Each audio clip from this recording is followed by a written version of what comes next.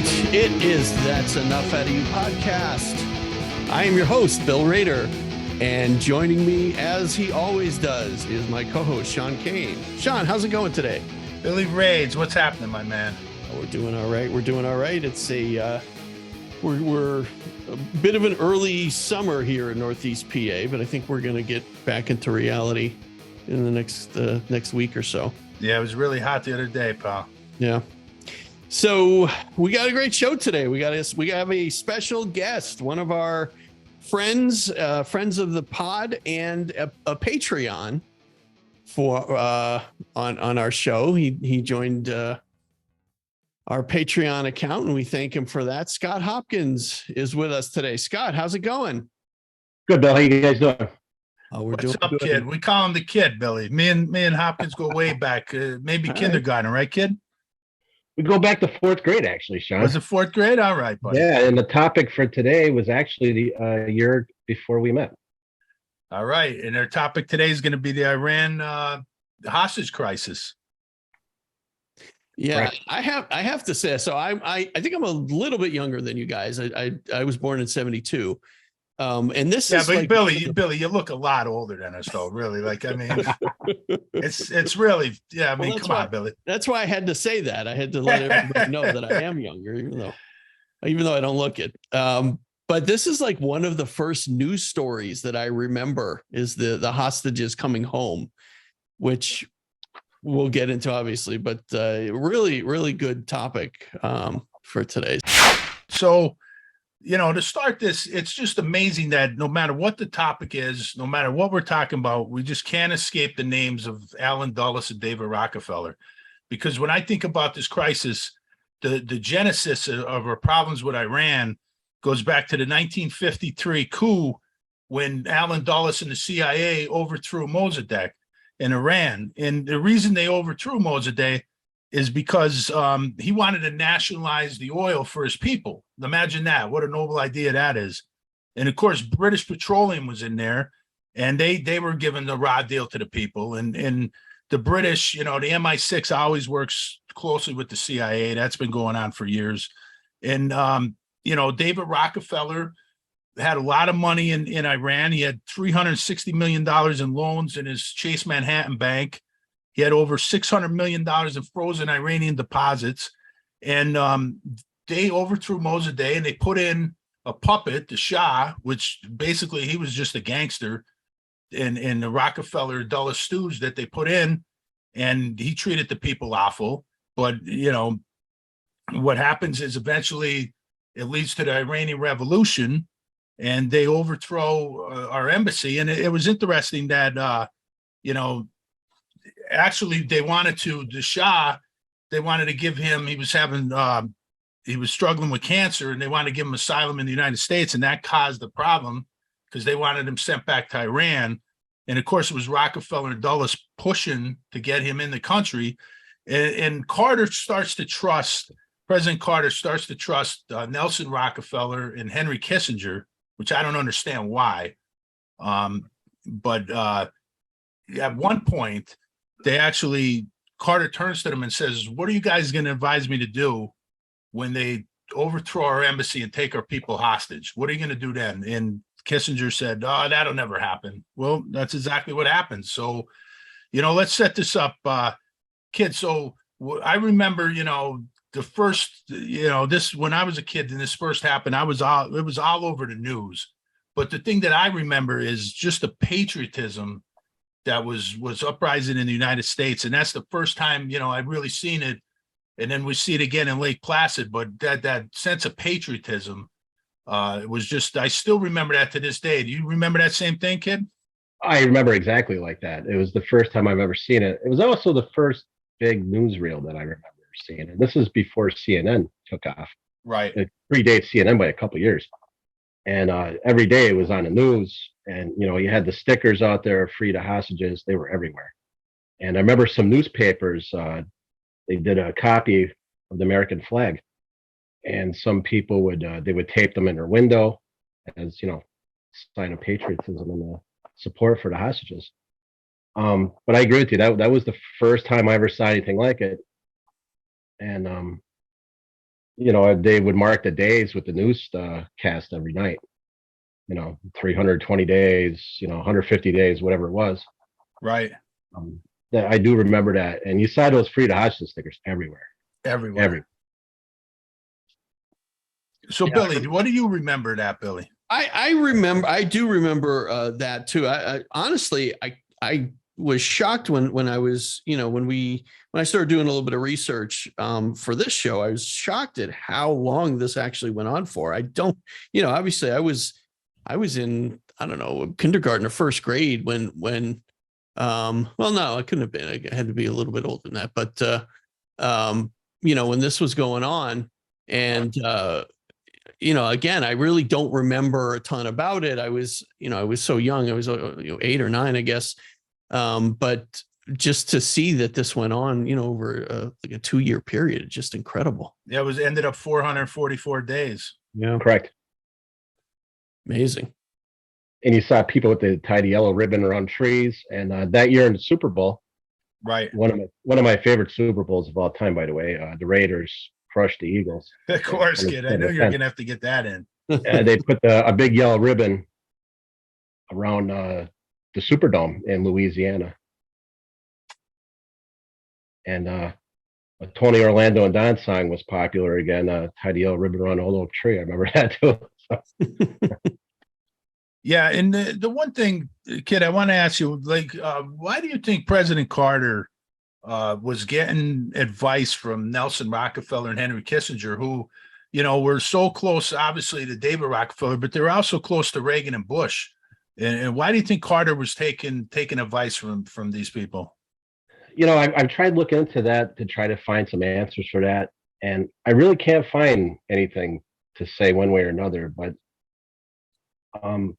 if I was to guess, Jimmy is a true Christian, and I think he's a very trustworthy person, and he may have been too trustworthy for that job. Well, you know what the old saying is about Carter? They said he was too honest to be president. Yeah, and I think in this case that's very true. And I also think another mistake he made is having Brzezinski as his national security advisor. I think he was giving him a lot of advice because he was radical. But the thing is, it's just amazing to me that he would take advice from these guys, and especially these guys that were so close to Reagan and Bush. Yeah, because they didn't really want him to win re-election. No, of course they didn't. So, but I remember at the time, I remember thinking, like, when this was on the news, thinking how evil the Iranian people were to go and take these people against their will.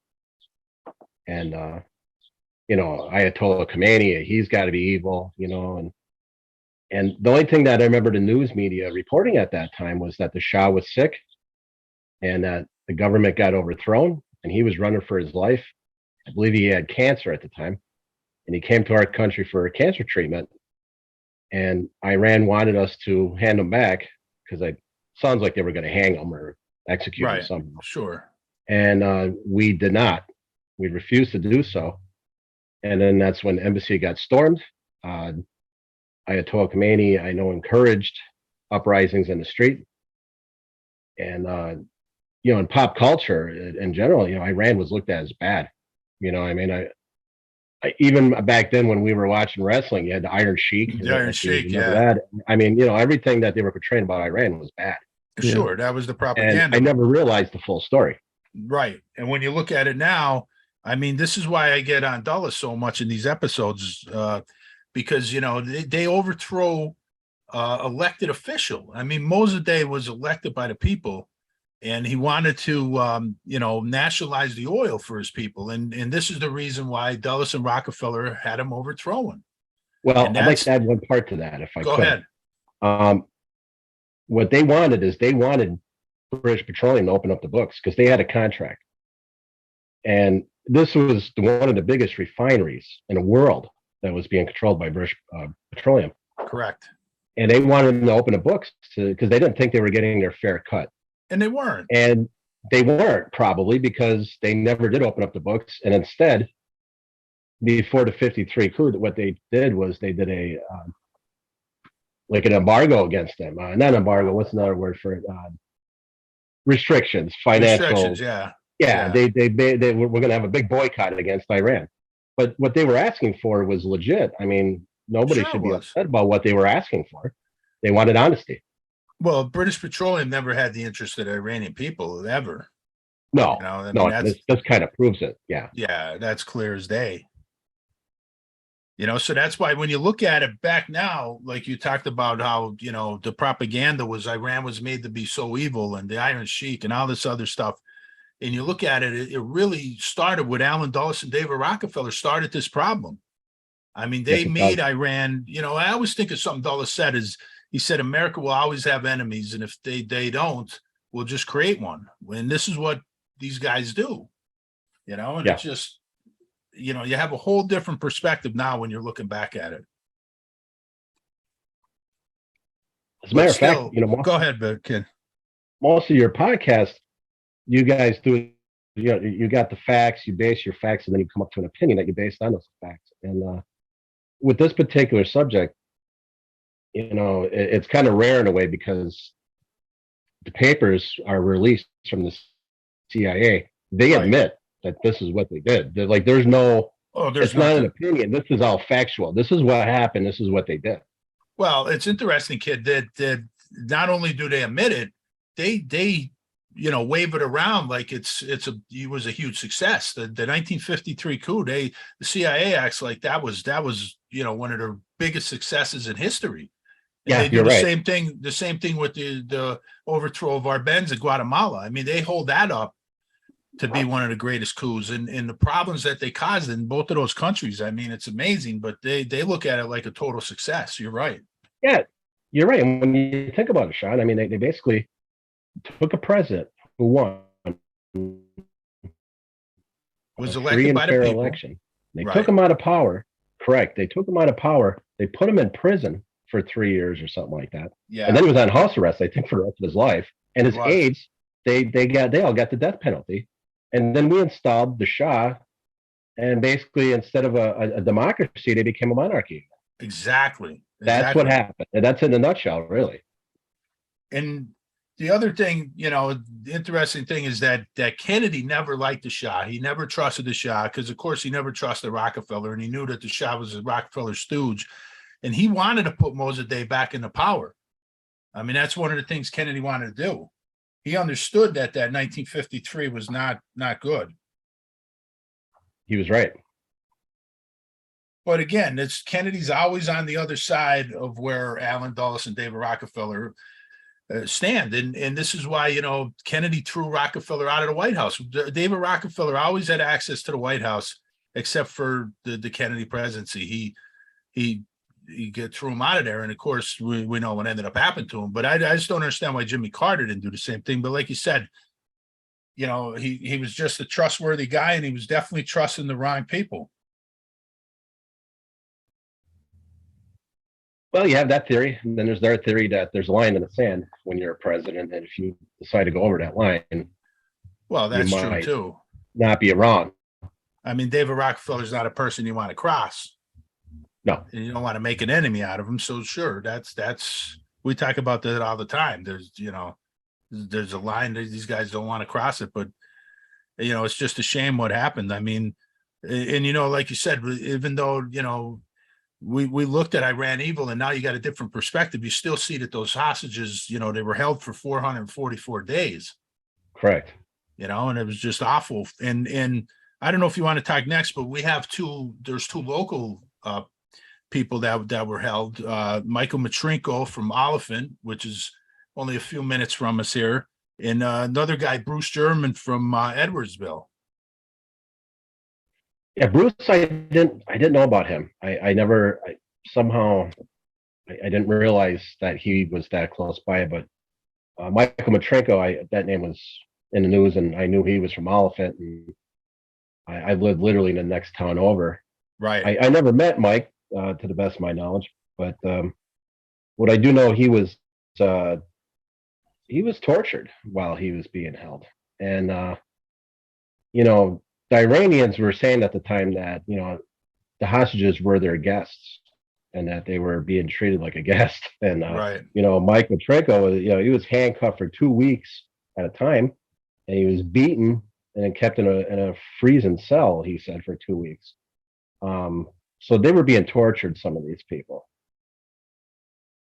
No, kid, wasn't he one of the last hostages to be released? Well, my understanding on that is when the embassy fell, 6 people got away and made it to the Canadian embassy, and they were able to sneak out of there with the help of the Canadians. And there's a movie about that. It's called Argo. It's actually a very good movie. Yeah, I've seen it. It is good. If you've never seen it, it's definitely worthwhile. And then after they toppled the embassy, I don't know what the exact number was at that time, but some people were let go. I know some women were. I think they said some African Americans were also let go. And ultimately, I know there was one guy that was sent home because he developed MS. A guy the name of Richard Queen. Okay. And he was sent home because he was very sick. I think ultimately he ended up passing away from it, sadly. But there were, from my understanding, the total release was 52. Now I don't know if they all. I thought they all came together at the same time. There was a couple attempted suicides, and I know there was a hunger strike too.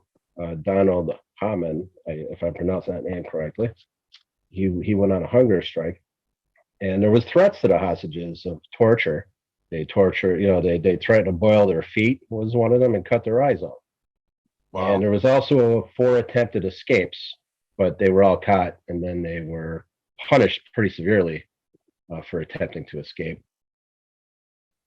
Now, kid, the CIA definitely had people in the embassy. I mean, that's common. All embassies around the world have intelligence. Correct. Not just I CIA. think the guy who did a hunger strike was one of them. Right. But Iran claimed that it was a den of spies in there. I don't know if that's accurate, but I'm sure the CIA had a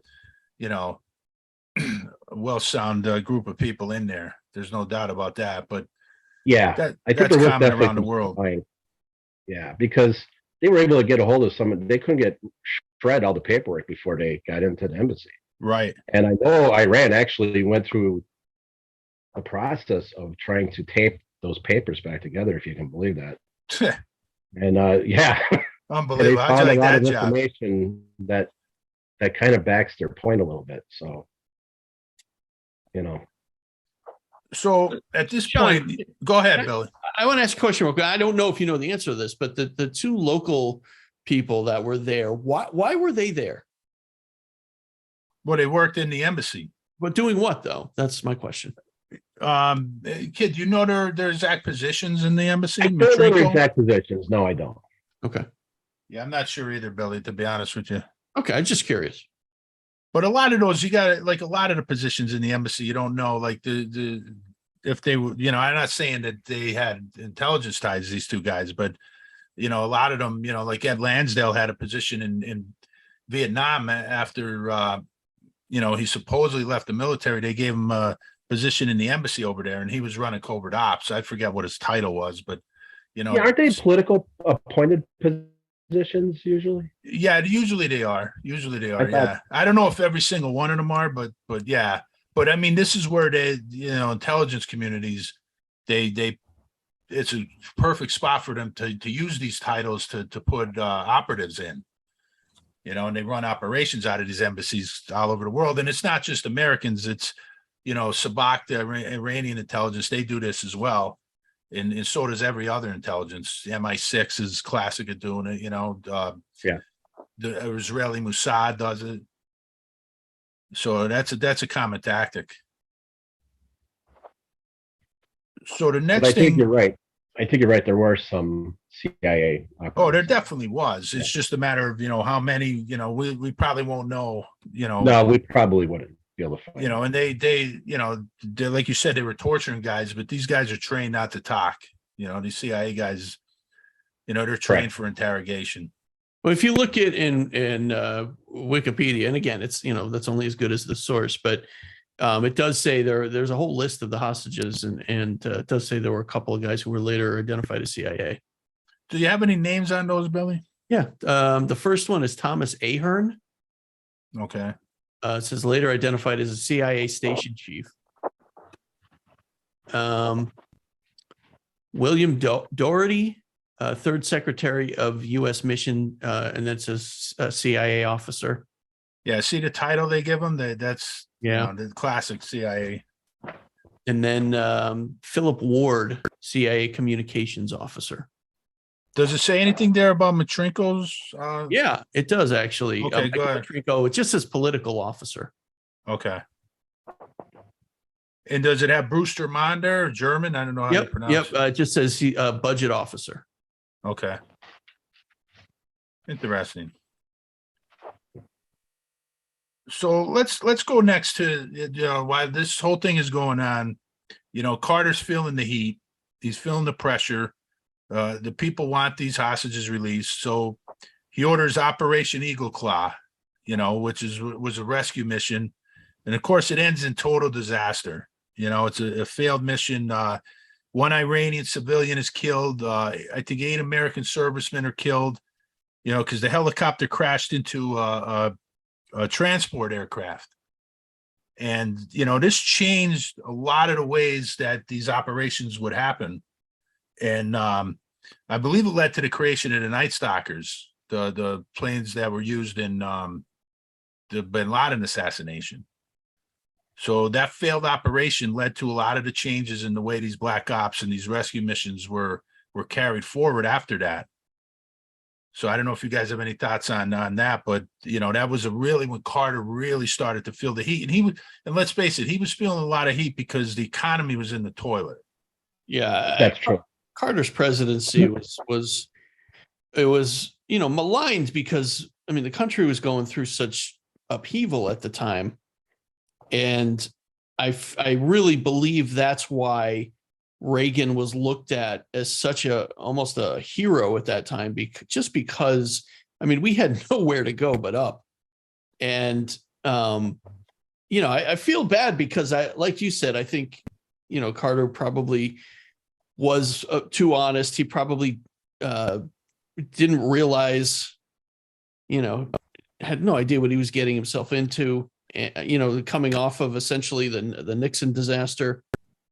Well, in fairness, though, Billy, he did walk into a mess, right from Gerald Ford, taking over from the Nixon fiasco. Right.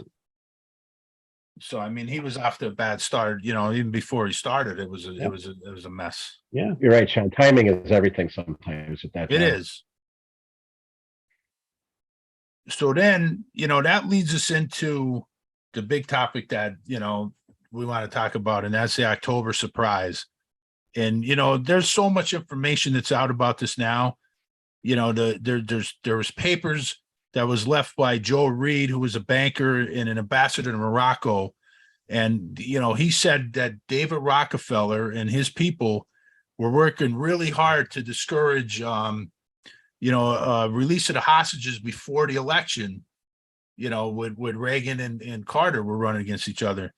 And that was an attempt by Rockefeller, to make sure that Carter wouldn't be reelected and Reagan would. And it's interesting that he has his brother and his main guy, Kissinger, advising Jimmy Carter. And here the whole time he's stabbing him in the back, which is typical Rockefeller, to get Reagan elected. So I don't know if you guys want to talk about that, but the October surprise, there's so much information out there right now about it.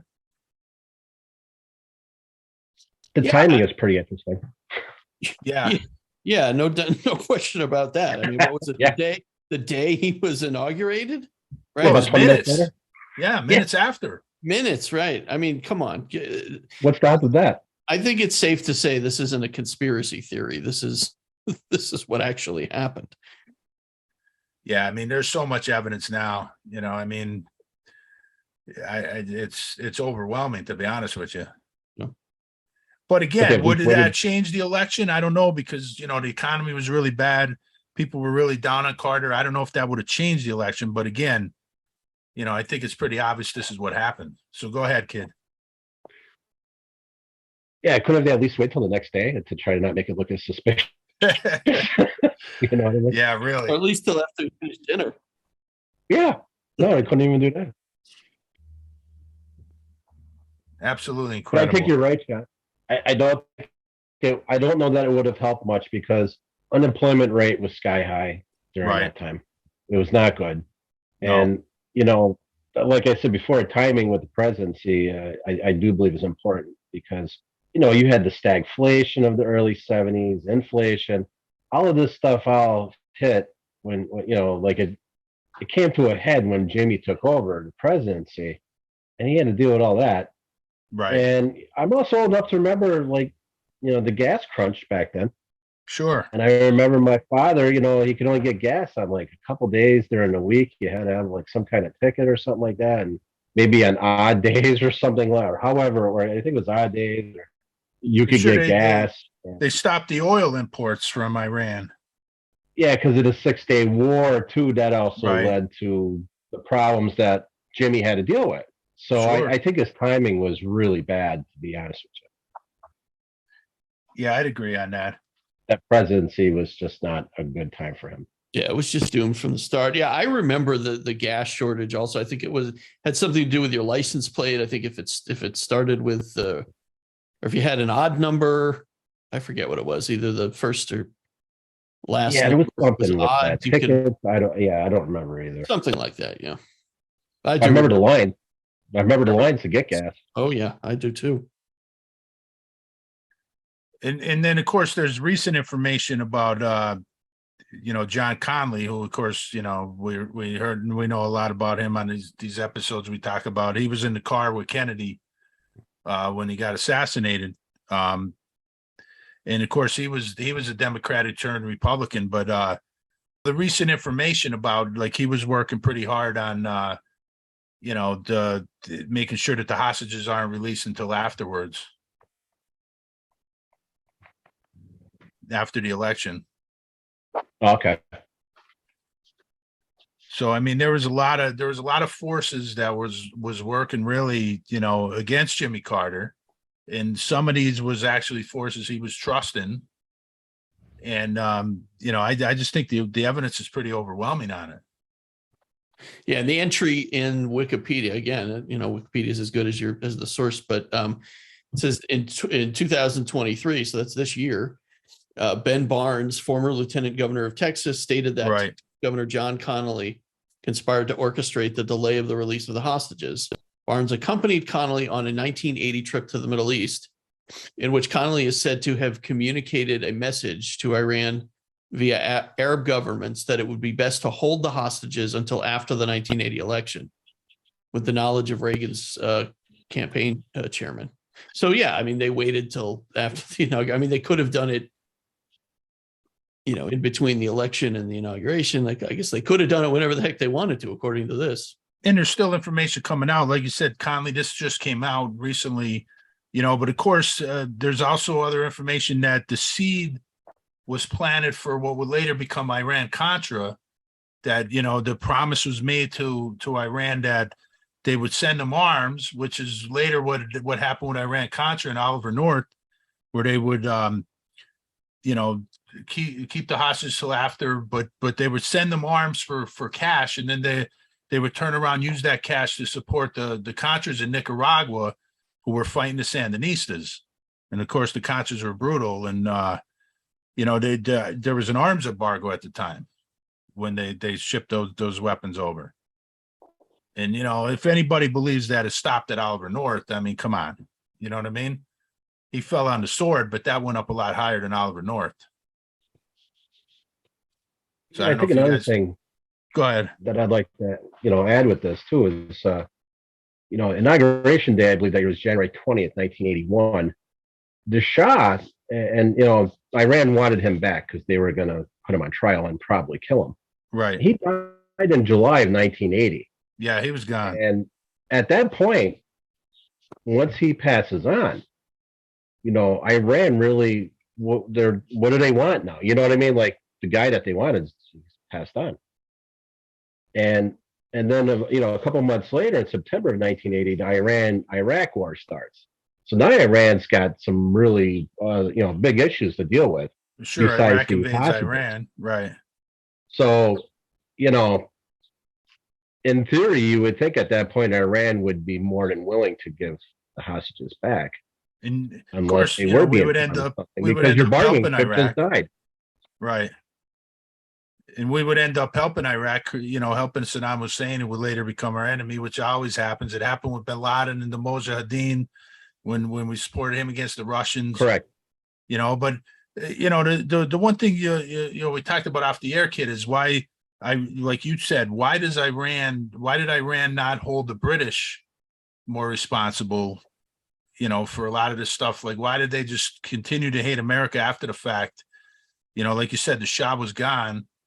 He was already dead, but Britain was working with Dulles. Yeah, and that with British Petroleum and stuff, going back to that 53 It starts with them. You're right. I wondered that too, but I think what happens is it gets lost in history. Okay. At that point, 1953 was quite a few years ago when all that uprising was going on. And well, sure, it's kind of like the story that we were fed. Well, the Shah just wants to come here to get cancer treatments, and Iran wants us to give them back, and they're going to kill them. But they don't tell you about the 53 coup. We're not going to tell you about that stuff. You know what I mean? So it just looks like, Iran's just this evil country, and I'm not sticking up for Iran. I don't want people to think that. I have a lot of problems with Iran for other reasons. Sure. Okay. I mean, they're religious extremists, and, women have like zero rights there. Well, of course, I could go on and on and on. Kid, that's part of the. I thought they were right. Kid, that's part of the when they overthrew Mossadegh, though. That led to the uprising of these religious extremists down the road. I mean, that was one of the problems. That's why Kennedy wanted to put Mossadegh back in. He understood that this uprising of these religious extremists in the Middle East was going to be a problem down the road. He saw that. He had the vision to understand that. And he was right. It did. I really don't. I'd like to really get on the British. I always did, but I just still don't understand this either. The British always seem to escape history. They're like Dulles. They walk between the raindrops, and it frustrates me because they cause a lot of these problems. They cause they try to colonize the land that's would be originally, eventually would become Israel. And they caused that problem over there. You could trace them to the genesis of that problem. And it's like they just always seem to be in the middle of these. They're the ultimate colonial evil. And it drives me crazy. And this is not a political thing, but one of the things that drives me crazy about Reagan is, he's Mr. Gipper and Mr. Notre Dame and, Irishman, and he's wearing that plastic, leprechaun hat and this and that. And, he ended up kissing Margaret Thatcher's ass, and let all those hunger strikers die, let all those kids die, and he stood by the British, and this is the thing that just drives me crazy about him. You know what I mean? And it's frustrating though, and I'm going off the rails again here, but it's just frustrating that the British always seem to escape history. They're just as responsible as Alan Dulles is for starting this mess. Well, like I said, I think history gets forgotten, and I think that they forgot it all starts with Britain. And we just talked about a little bit about the 7 years war between Iran and Iraq and how we supplied Iraq with chemical weapons. Yeah. Well, just a short few years later, 1990 with the Gulf War, I remember when that broke out. I'm sure just as much as you guys do, right. And they were saying, well, Iraq, they have chemical weapons, and they use them on their own people. They would tell you. Well, you're like, well, you look into this and you find, well, we gave them to them. Why did we give them such weapons? Like, if they're so bad, why did we supply them? Oh, it's okay to use them on Iranians, but if you use them on American people, that's terrible. I think it's terrible to use them against anybody. Totally agree, kid. Totally agree. And it happens all the time. Like I said, it's the same thing with Bin Laden. They supplied Bin Laden against the Russians. Yeah, in Afghanistan. He was okay then, and then all of a sudden, Yeah, well, we end up creating these enemies, and it always goes back to, and I sound like a broken record here, but it always goes back to that killing machine that Dulles created, even when he's gone, because by, 69, 70, he's dead.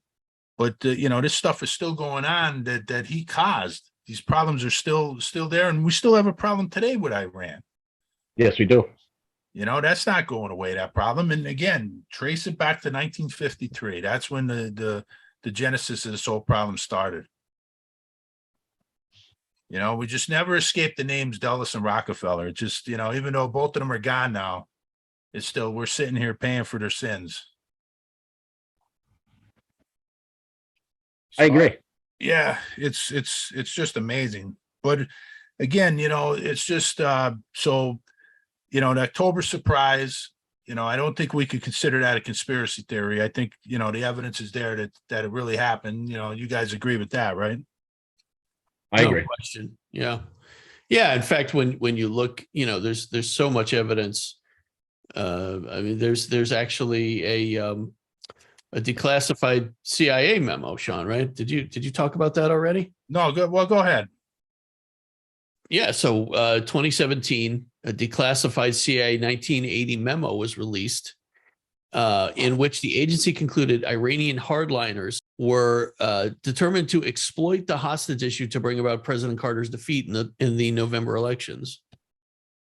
Muckrock, which I've never heard of, press organization specialized in Freedom of Information Act requests, argued that while the document doesn't prove the Reagan campaign intended to collude with Iran, it does document Iran's motives and matches the October surprise narrative outlined by former CIA officers George Cave and Dwayne Dewey Claridge. Yeah, I mean, there's also Chase Bank, a memoir by Joseph Reed Jr. It is revealed that the team around David Rockefeller collaborated closely with the Reagan campaign in its efforts to preempt and discourage what it derisively labeled an October surprise. Yeah. Right. And that's what I mentioned earlier, Bill. Right. And Chase Manhattan Bank, of course, was Rockefeller's bank. And, Right.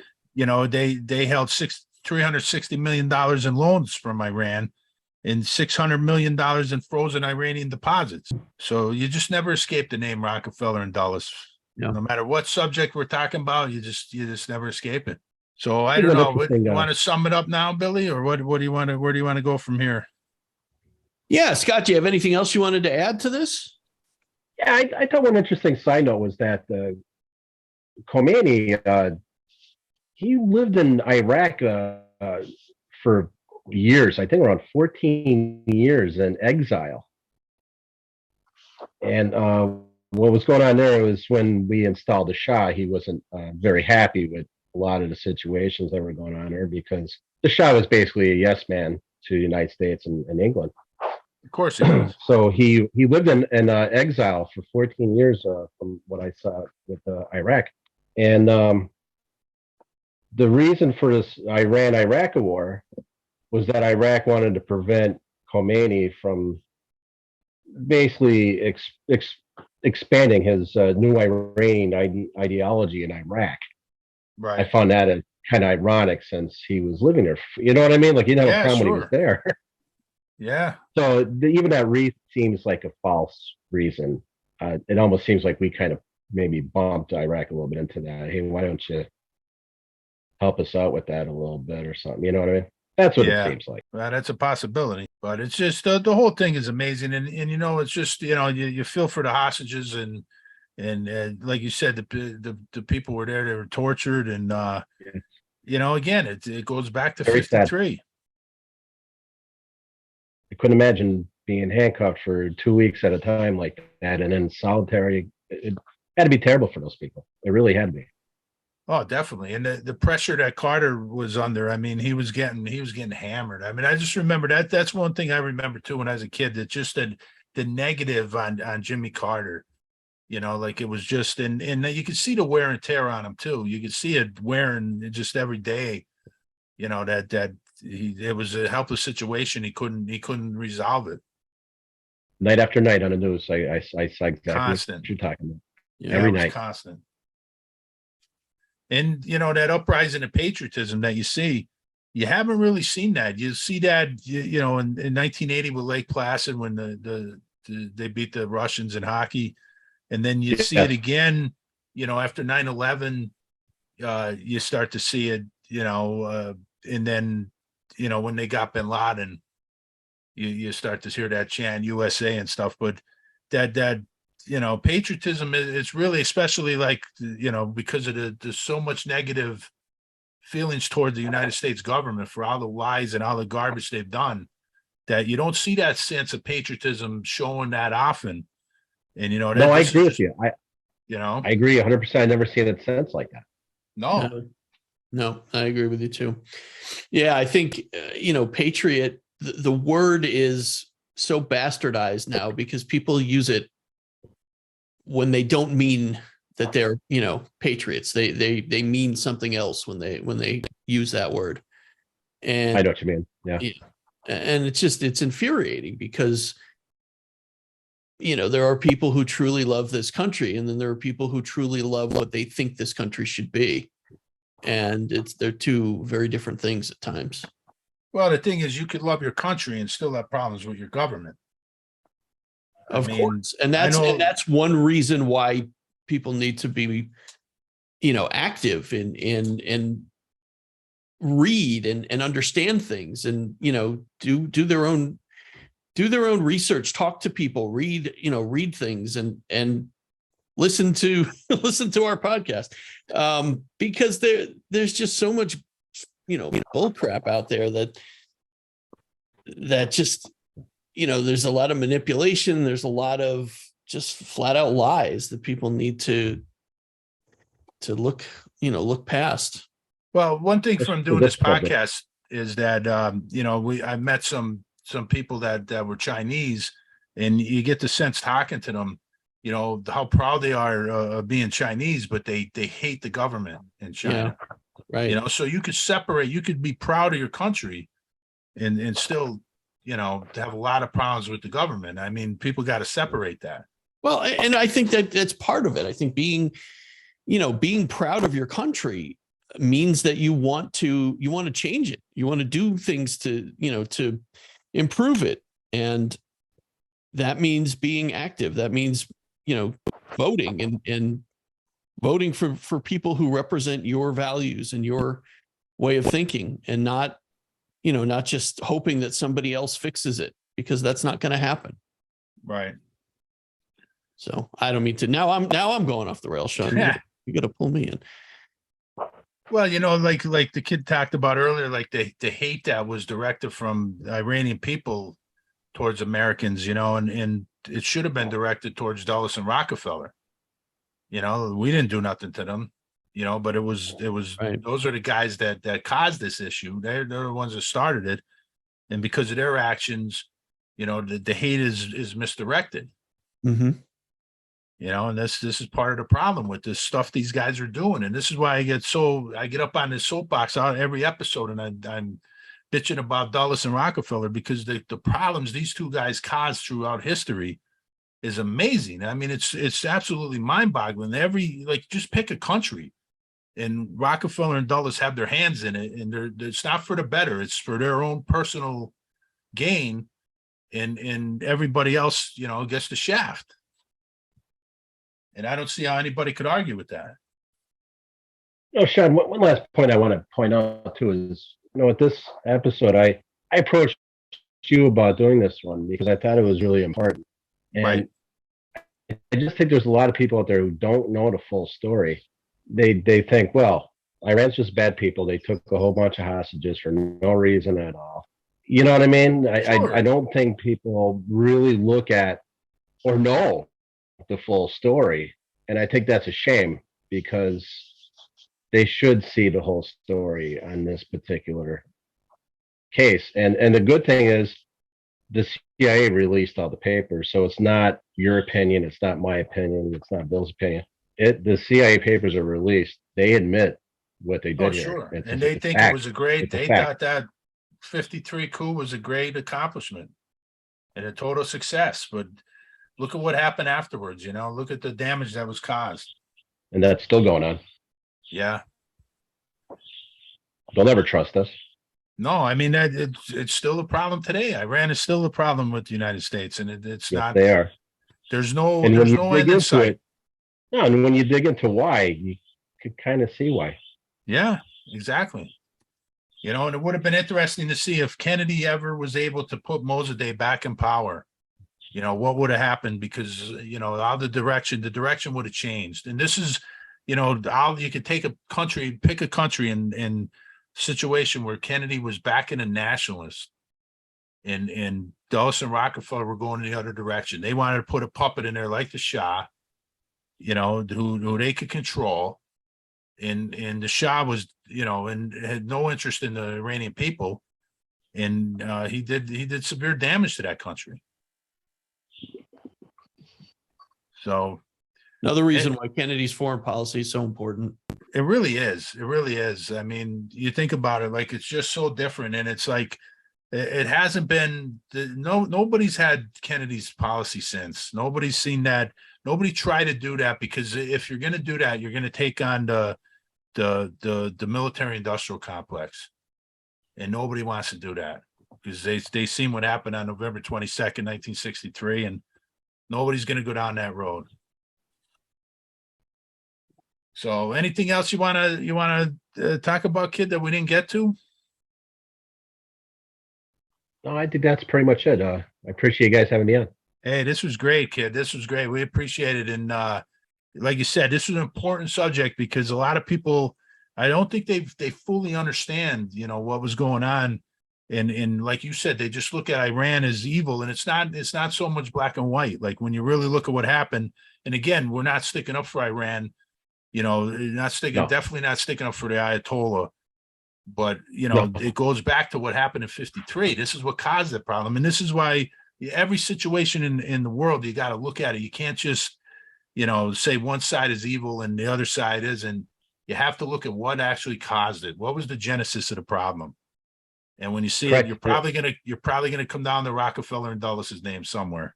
I mean, it's just the way irrelevant today. Yeah. Nope.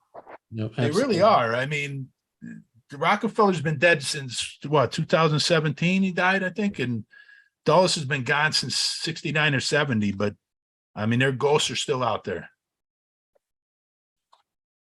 Well, when you're that entrenched in power, it doesn't die when you do. Well, the structure those two guys created is still in place, and I truly believe that. Yeah. I don't think the structure's changed. The names have changed, but the structure hasn't changed. So, all right, kid, this was awesome. Thanks for coming on, and thanks for being one of our loyal listeners right from the beginning. And we'll have to have you back, kid. Pick another subject that you think's important, and we'll get on that too. Because this was a good episode. This was great getting this out there. Billy, anything else you want to add? No, but thank you, Scott. This was fantastic. Really appreciate you taking time to come on with us and talk to us about this. It's a great topic, and glad we got it out there. Thanks for having me. I appreciate it. Anytime. All right, Sean. Another great episode, actually. That's enoughoutofyou.com is the website if you want to go out there. All of our links to all of our stuff is out there. You can take a look at some video clips. You can get to our Patreon. You can read Sean's articles. You just put another one out there, right, Sean? I did, on our old friend Alan Dulles. It's up there now. We got to get Bill. You got to get a hockey article up there. I know Hopkins loves hockey. He'd like to get right. You want to get an old hockey article up there, Billy? I'll get some. I'll get some articles written and put on there as well. And dedicate it to Hopkins. Yeah, that's a promise. We'll do. All right, guys. Thank you so much, and we'll talk to you next time. That's enough out of you. Good night, everybody.